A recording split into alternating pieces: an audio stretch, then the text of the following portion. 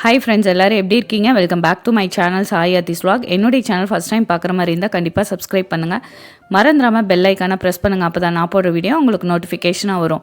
இன்றைக்கி நம்ம சுண்டைக்காய் வச்சு ஒரு பச்சடி தாங்க செய்ய போகிறோம். இது ரைஸ்க்கும் ஊற்றி சாப்பிட்லாம். கொஞ்சம் கெட்டியாக செஞ்சிங்கன்னா தொட்டும் சாப்பிட்லாம். அவ்வளோ சூப்பராக இருக்கும், கசப்பே இல்லாமல் இருக்கும்.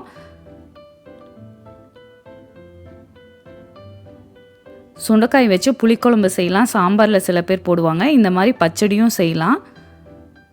நான் கொஞ்சம் ரைஸ் ஊற்றி சாப்பிட்ற மாதிரி தாங்க வச்சுருக்கேன். நீங்கள் கெட்டியாக செஞ்சிங்கன்னா தொட்டு சாப்பிட்டுக்கலாம். அவ்வளோ சூப்பராக இருக்குங்க. சுண்டைக்காயில் நிறைய ஹெல்த் பெனிஃபிட்ஸ் இருக்குது. கண்டிப்பாக நீங்கள் ட்ரை பண்ணி பாருங்கள். வாங்க எப்படி செய்கிறதுன்னு பார்க்கலாம். நான் இன்றைக்கி மண் சட்டியில் தாங்க செய்ய போகிறேன். சூடானதுக்கப்புறம் கடலெண்ணெய் ஊற்றிருக்கேங்க, அரை குழிக்கரண்டி. கடுகு போட்டுக்கலாம். கடுகு பொரிஞ்சதுக்கப்புறம் சின்ன வெங்காயம் நான் நீளமாக கட் பண்ணி ஒரு 20 சின்ன வெங்காயம் ஆட் பண்ணுறேங்க. கருவேப்பிலை ஒரு கொத்து, தக்காளி 1 மட்டும் ஆட் பண்ணுறேன். வதக்கி விடுங்க.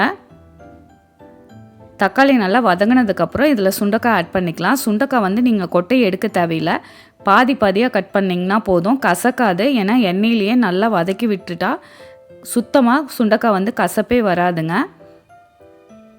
இந்த மாதிரி பாதி பாதியாக கட் பண்ணி ஆட் பண்ணிக்கிங்க.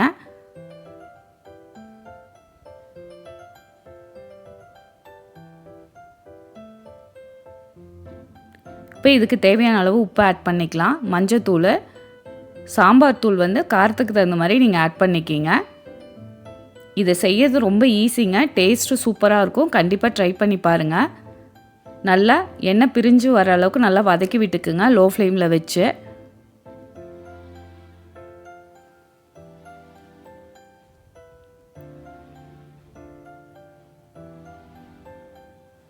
எண்ணெய் நல்லா பிரிஞ்சு வந்ததுக்கப்புறம் சின்ன நெல்லிக்காய் சைஸ் புளி ஊற வச்சு அதையே ஆட் பண்ணிக்கலாம். இன்னும் கொஞ்சம் தண்ணி வேணால் ஆட் பண்ணிக்கிங்க, சுண்டைக்காய் நல்லா வேகிற வரைக்கும். சுண்டைக்காய் நல்லா வெந்து கொஞ்சம் கெட்டியானதுக்கப்புறம் நான் 4 ஸ்பூன் பருப்பு ஆட் பண்ணி நல்லா வேக வச்சு தனியாக எடுத்து வச்சுருக்கேங்க. இதில் ஆட் பண்ணிக்கலாம். நல்லா கெட்டியாகி லைட்டாக எண்ணெய் பிரிஞ்சு வந்துருச்சு பாருங்கள். இதுக்கப்புறம் நம்ம இதில் பருப்பு ஆட் பண்ணிக்கலாம்.